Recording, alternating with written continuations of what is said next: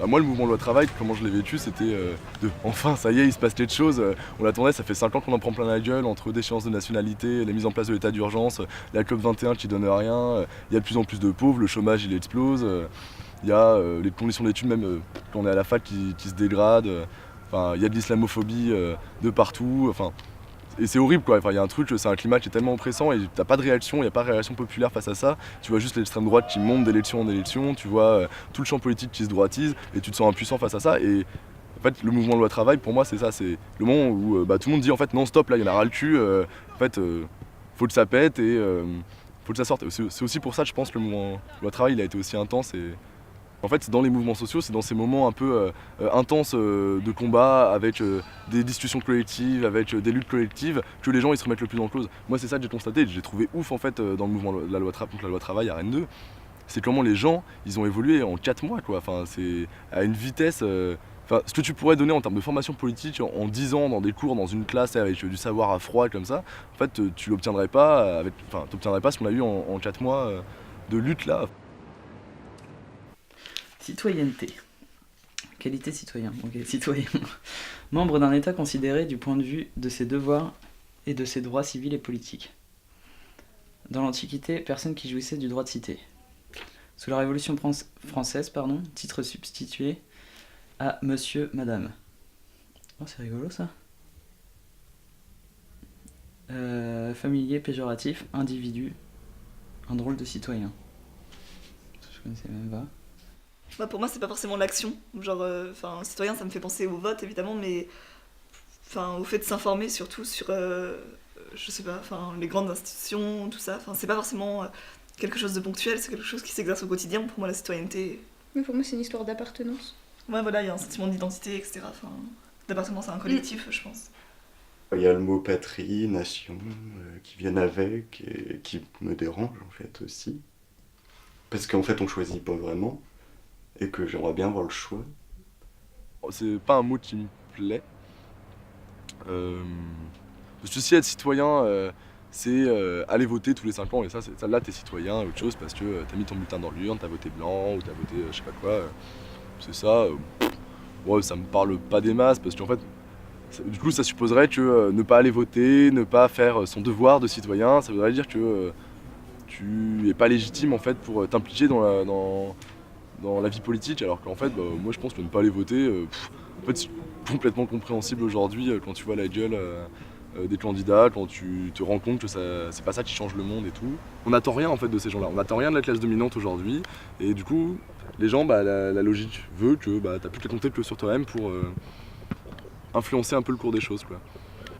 Si on prend l'exemple du mouvement de travail, ok, il y a eu beaucoup d'échecs, mais il y a eu beaucoup d'expérimentations qui vont donner des choses derrière, quoi, parce que Nuit debout, ça répond à une nécessité aussi pour les salariés qui sont isolés, qui sont précarisés, ou parce qu'aujourd'hui on n'a plus des bastions ouvriers où tu as 70 000 personnes qui bossent à la mine dans tel endroit et qui se mettent en grève ensemble et autre chose. Là on a un salariat qui est complètement atomisé où chacun devient auto-entrepreneur, se gère lui-même et tu gères avec ta propre merde.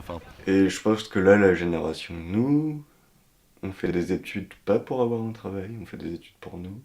Enfin, on peut prendre des boulots un peu pourris, mais c'est pas pour le faire toute sa vie. Et c'est vraiment parce qu'on est encore obligé, tu vois. Mais on a envie de vraiment vivre, quoi. Et surtout qu'on sait même pas si on va pouvoir encore continuer très longtemps, quoi. C'est surtout ça, c'est une génération angoissée de connaître tous les paramètres qu'on a et que peut-être qu'on a des dernières générations humaines sur Terre, quoi. Au bout d'un moment, tu te dis bon, on va faire avec et puis voilà, c'est super angoissant. Mais il faut tout réinventer en fait, donc c'est aussi stimulant.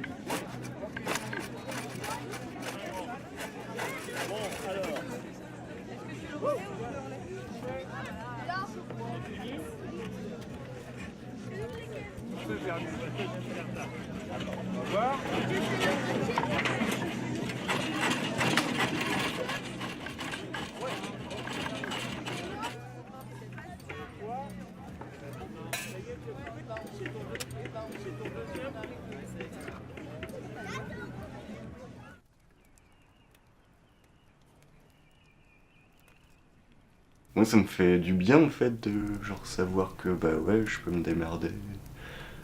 Je peux avoir à bouffer si un jour il y a plus de. Bah, genre là, les manifs, les grèves, on a bloqué enfin les raffineries ont été bloquées. Bah, et on avait plus que 3 jours de réserve de carburant pour le pays entier. Et s'il y avait plus de carburant, les gens ils auraient crevé de faim quoi. Du coup, tu te dis, bah en fait, si n'importe quoi arrive, bah les gens ils crèvent de faim. Parce qu'ils prévoient pas en fait, ils font comme si tout allait fonctionner tout le temps, mais non.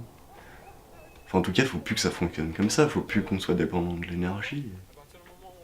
Et ça passe par ça quoi, faut qu'on réutilise, enfin faut qu'on revienne un petit peu au truc d'avant quoi. Qu'on réutilise à fond les trucs. Et c'est une forme d'intelligence quoi. Là on est dans une période très conne quoi. Enfin, mais on nous rend cons. Et même politiquement, on n'a aucun pouvoir, mais du coup, les gens disent « mais je suis pas capable ». Mais ouais, mais c'est normal en fait. Enfin, si on ne donne pas la possibilité de l'être, enfin à l'école, tout est descendant, t'en fous plein de crânes, et toi, t'as pas du tout d'impact, enfin, tu peux pas faire quoi. Le savoir, c'est pas toi qui le fais, tu le prends juste et du coup, voilà, mais c'est pareil pour le matériel en fait. Et je pense que c'est enrichissant pour un humain en fait de savoir ce que tu manges, de le faire, de partager, de partager un savoir-faire. Bah ouais, attends, je vais te montrer comment on fait ça et tout. Et enlever le marché qui est partout quoi. Enfin, tout est marchandisé quoi. Même nous, enfin voilà, la loi travail c'était ça quoi. On marchandise l'humain quoi. Du coup c'est normal que ça passe pas quoi. Enfin, je trouve que c'est sain en fait.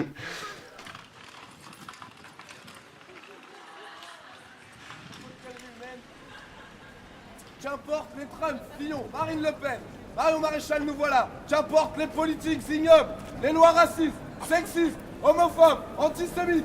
Si nous devons être légion, nous le serons. Car nous sommes trop vieux pour avoir peur, nous sommes trop jeunes pour avoir peur. À demain! Ce matin, je suis allée au marché écouter des crieurs publics. Après, j'avais rencontré une manif. C'était vachement joyeuse, il y avait une batucada, il y avait à manger, tu vois, c'est pas une manif. Non, non, non, oui, oui, oui. Voilà, c'était un peu. Il y avait des crieurs, et du coup, ils ont leur petit tabouret, ils se mettent dessus, et ils sortent les trucs de la boîte, les mots.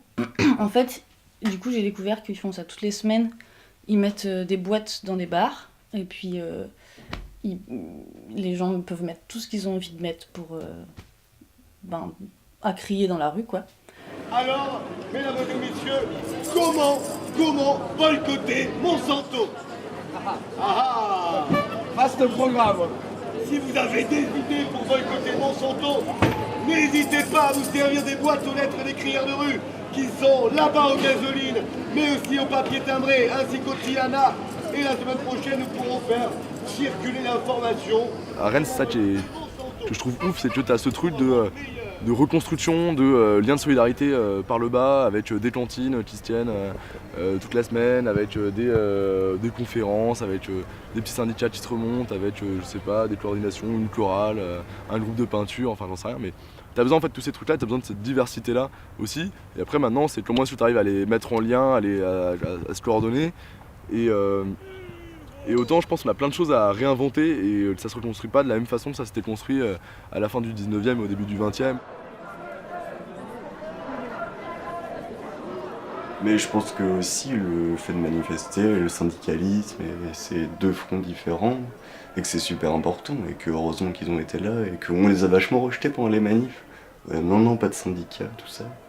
mais que en fait c'est l'histoire de notre pays et du monde en fait, parce que sans eux, je sais pas où on en serait quoi. Et c'est vrai que la France elle a toujours été... Nous on a eu la sécurité sociale, on l'a prise, on n'a rien demandé à personne, et on l'a faite. Et que là on peut continuer en fait. Mais quand tu sors à la manif, tu vas pas faire changer d'avis le ministre, peut-être, mais n'empêche que tu auras sensibilisé plein de gens. Et là, quand tu vas militer contre les morts en Méditerranée, du coup, je préfère employer cet exemple-là. Quand tu vas militer contre les morts en Méditerranée, ouais, tu sais très bien que les politiques ils vont pas ouvrir les frontières demain. Hein. Mais n'empêche que les gens ils vont voir qu'il y a 1000 personnes qui descendent dans la rue, ou je sais pas combien, pour dire mais attendez, regardez ce qui se passe. Du coup, ils vont peut-être en parler autour d'eux, et puis au bout d'un moment, la situation politique va peut-être changer. Et moi, je crois en ça, en fait. On est dans une période où, genre, il y a eu le communisme qui a... Voilà, ça a fait ce que ça a fait, c'était dégueulasse. Et du coup, on ostracise ce mot, il faut absolument pas du tout le questionner. Et que, en fait, là, on est la génération en mode... Il y a peut-être un truc à voir. Enfin, en tout cas, on ressent un truc... qu'il faut aller vers les autres, qu'on peut pas faire semblant qu'on est tout seul, machin. Et que plusieurs, ça marche mieux, quoi.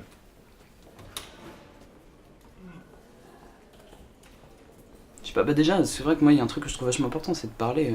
Et ça, c'est un acte politique qui est super fort, de donner ton opinion et de faire réfléchir les gens sur les problèmes. Genre, rebondir sur les remarques homophobes que t'entends, pour moi, c'est un truc qui est hyper fort. Politiquement, c'est un truc qui est très intéressant à faire, quoi. Le racisme, les gens qui te disent que c'est normal quand même. Enfin, moi je pense à la liberté de circulation, quoi. Des gens qui disent que la France peut pas accueillir toute la misère du monde, des trucs comme ça. Je trouve que c'est intéressant de provoquer le débat quand t'as l'occasion, et il faut pas avoir la flemme de faire ça. Donc ça déjà, je trouve que on a essayé de le faire, et on essaye toujours de le faire, je pense. Les gens qui s'engagent, peut-être que ouais, c'est grâce à des rencontres, et c'est clair que ça te politise, que rencontrer des gens, ça te politise, et puis tes fréquentations, les adultes qui sont autour de toi quand t'es petit, et même tes fréquentations à l'école, tes copains. Moi j'avais des copains qui lisaient beaucoup d'articles, des trucs comme ça, tu vois, et ouais, je pense que forcément ça t'aide à te politiser. Et puis, la chance des rencontres, enfin, même quand t'es adulte, quoi, peut-être des collègues de boulot qui sont politisés, enfin, ou qui sont politisés, ou rebelles de canapé, quoi, mais qui, en tout cas, qui parlent de politique, quoi. Et en fait, chez lui, c'était complètement nouveau pour lui, de se poser la question de en Inde et en France. La grammaire de sa langue, parce qu'il n'avait jamais appris la grammaire de sa langue. Et elle était définie en opposition, le système représentatif était défini en opposition au système démocratique. C'était pas du tout la même chose, c'était même opposé quoi, quand il y a Madison et Moi j'ai jamais autant bossé de ma vie qu'en étant militant. C'est pas du travail salarié, mais tu mets une énergie de ouf là-dedans.